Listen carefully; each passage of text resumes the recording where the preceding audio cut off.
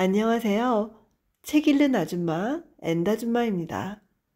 노년내과 의사가 알려주는 감속 노화 실천법. 정희원 작가님의 느리게 나이 드는 습관을 낭독해 보도록 하겠습니다. 책 속에서 기억하고 싶은 문장들 위주로 낭독해 보도록 할 텐데요. 귀한 깨달음과 배움의 시간이 되면 좋겠습니다.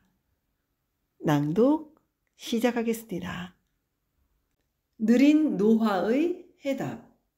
때에 맞는 노력이 필요하다. 사람을 대사 과정이 이루어지는 유기체로 봤을 때 크게 인생을 세 가지 시기로 나누어 볼 수 있다.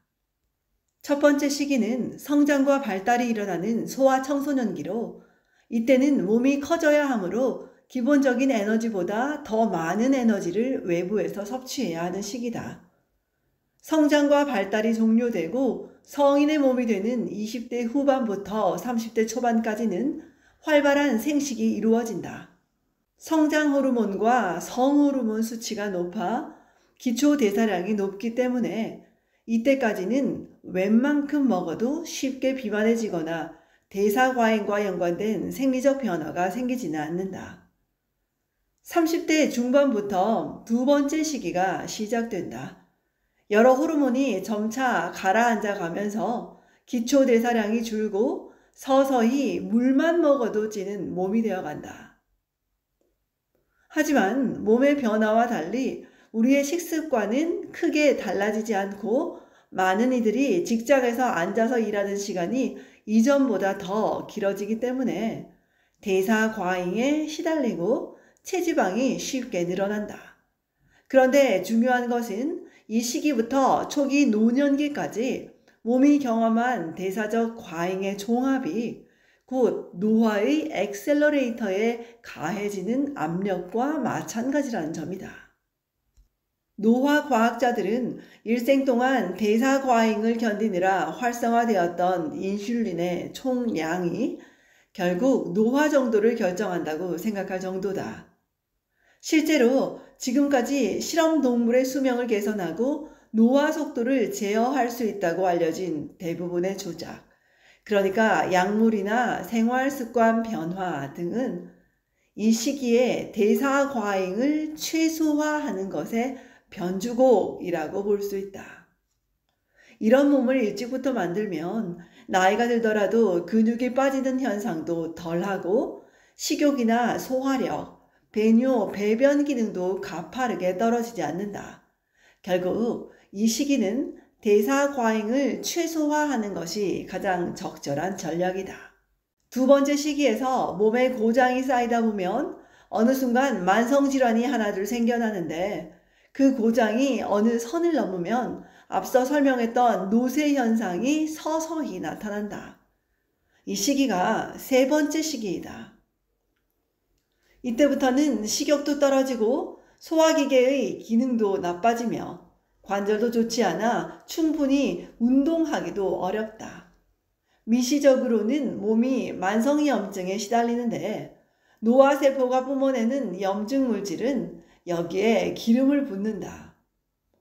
또한 근육은 충분한 혈중 아미노산 수치와 적절한 운동량에도 불구하고 근단백 생성을 제대로 하지 못하게 된다. 작은 분자들을 모아서 큰 분자를 만드는 일을 동화작용이라고 하는데, 노쇠가 있는 이 기간에는 특히 아미노산을 모아서 근육 단백질을 만드는 동화작용이 제대로 일어나지 못하는 동화 저항 상태가 되기 때문이다. 그래서 젊었을 때만큼 운동하고 영양을 섭취해도 근육이 빠지는 것이다. 이 상태를 내버려 두면 쉽사리 근력이 약화되고 일어나 걷기도 어려울 정도의 취약한 근육 상태가 되면 자신의 노력으로는 신체 기능을 회복하는 것이 아주 어려워 결국 돌봄이 필요해진다. 그래서 세 번째 시기에 가장 기본적인 과제는 충분한 단백질 공급과 근력 운동을 포함한 신체 기능 향상이 된다.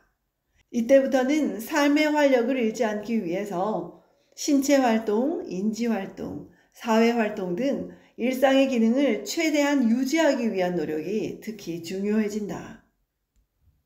삶의 시기마다 필요한 노력이 다르다. 진료실 안팎에서 가속 노화로 여러 만성질환을 경험하거나 조기에 동년배보다 심한 노쇠를 경험하는 분들을 만날 때면 참 안타깝다. 이렇게 대사적으로 삶의 세 시기가 존재한다는 것을 이해하고 현 시점에서 할 수 있는 적절한 생활 습관을 만들어야 하는데 그렇지 않은 사람이 많다. 가장 흔히 보는 사례로는 70대에 여러 만성질환 약을 복용하며 근육이 축나고 노쇠가 빠르게 진행하고 있는 상황에서 유튜브에서 본 당뇨에 좋다는 식단을 읊어가며 소식, 잡곡밥, 하루 2만 보 걷기를 실천하고 계신 분들이다. 30년 전에 실천했더라면 당뇨가 생기지 않았을 식단을 이미 근육이 빠지고 있는 지금에 와서야 실천해 근육이 더 빠지는 것이다. 이런 분들에게는 지금은 노화도 있고 당뇨도 오래되었으니 충분히 먹고 근력 운동을 꾸준하게 해도 근육량이 쉬이 늘지 않는 몸이 되셨다고 설명한다. 매일 근력 운동을 실천하고 세 끼를 충분한 단백질과 함께 먹으면서 적정 체중을 회복하면 당뇨도 저절로 좋아지는 경우가 많다. 반대로 대사과잉이 우려되는 젊은 성인 중 피로감이나 근골격계 불편감으로 과도한 단백질 시기를 하는 분들도 많다. 단백질이 좋은 영양소로 자꾸만 매체에 소개되고 마케팅도 이루어지니 그런 면도 있을 것이다. 하지만 외국 연구들을 보면 젊은 성인은 앞에서 설명한 동화 저항 현상이 없기 때문에 탄수화물 위주 식사와 단백질 위주 식사를 운동과 병행했을 때 두 식단 간의 근육량 차이 정도가 유의미하지 않았다. 오히려 젊은 시기의 과도한 고단백 식사는 노화 액셀러레이터 중 하나인 mTOR를 자극해서 노화 속도를 빠르게 할 수 있다. 건강 전략을 수립할 때는 자기 몸이 어떤 상황에 있는지 파악하는 것이 가장 중요하다. 나의 위치와 목표를 설정하고 이 목표에 맞추되 한쪽으로 과도하게 치우치지 않는 중용의 라이프 스타일을 받아들여야 한다. TV와 유튜브에서 좋다고 이야기하는 방법을 무작정 실천했다간 오히려 지금 겪고 있는 불균형을 심화시킬 가능성이 있다. 다음 파트부터는 건강 요소를 점검하고 목표를 설정한 후 현재 나의 문제를 파악하고 어떻게 이를 교정해 갈 수 있을지 구체적으로 알아본다. 핵심 요약. 사람을 대사 과정이 이루어지는 유기체로 봤을 때 성장과 발달이 이루어지는 소아청소년기, 호르몬과 기초 대사량이 줄어드는 30대 중반부터 초기 노년기, 그리고 본격적으로 노쇠가 일어나는 노년기, 이렇게 세 가지 시기로 나눌 수 있다. 노년기에는 특히 아미노산을 모아서 근육단백질을 만드는 동화 작용이 제대로 일어나지 못하는 동화 저항 상태가 된다. 그래서 젊었을 때만큼 운동하고 영양을 섭취해도 근육이 빠진다.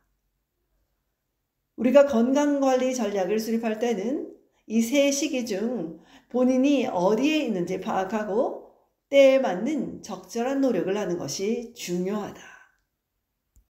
지금까지 노년내과 의사가 알려주는 감속 노화 실천법, 정희원 작가님의 느리게 나이 드는 습관을 낭독해 보았습니다.